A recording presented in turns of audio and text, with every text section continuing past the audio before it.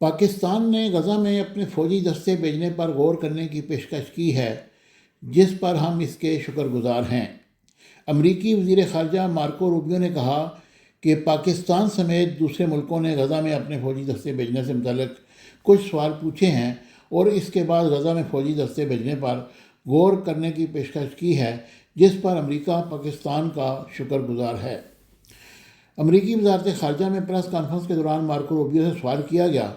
کہ کیا پاکستان نے امریکہ کو اس بات پر اپنی رضامندی سے آگاہ کر دیا ہے کہ پاکستان غزہ میں امن و امان کے قیام کے لیے اپنے فوجی دستے بھیجے گا۔ اس پر مارکو روبیو نے کہا کہ ہم پاکستان کے بہت شکر گزار ہیں کہ اس نے غزہ میں امن منصوبے کا حصہ بننے یا کم از کم اس پر غور کرنے کی پیشکش کی ہے۔ مارکو روبیو نے کہا کہ ان کے خیال میں پاکستان سمیت دیگر ملک ابھی کچھ سوالوں کے جواب چاہتے ہیں اور ان کے بعد ہی ہم کسی ملک سے یہ کہہ سکیں گے کہ وہ غزہ امن منصوبے کے لیے اپنی خدمات پیش کرے گا۔ ان کا کہنا تھا کہ لیکن مجھے پورا یقین ہے کہ بہت سے ملک ایسے ہیں جو اس تنازع میں شرکت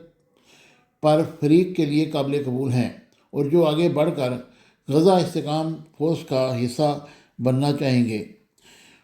بہت سے سوالوں کے انہوں نے جواب بھی دیے، لیکن یہاں پر یہ بات سامنے آتی ہے کہ کیا پاکستان کی فورس کا وہاں پر کیا کردار ہوگا اور وہ کس طریقے سے اپنا کردار ادا کریں گی۔ اس سلسلے میں حکومت کو اپوزیشن کو آن بورڈ لینا چاہیے۔